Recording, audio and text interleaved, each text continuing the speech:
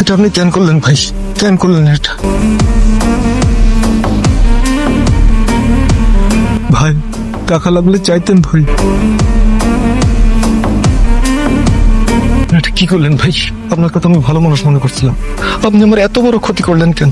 রাত্রেবেলা আমার আশ্বাস দিয়ে গেলেন যে বউরে ম্যানেজ করবেন, আর সকালে উঠে দেখি আমার নগর সেবা ডিলেট হয়ে গেছে।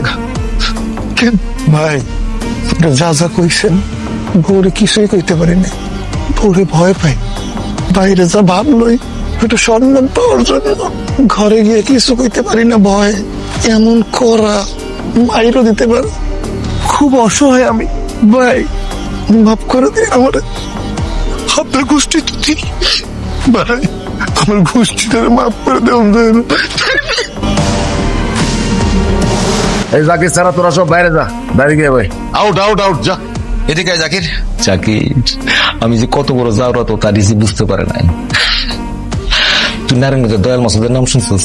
নাম শুনছি, কিন্তু আমরা ওইভাবে ধরে পাই নাই। পাওয়ার কথা না, পাওয়ার কথা না, তাহলে তো ভুলতে পারতি না। হালা একটা মাদার তো তা ছিল।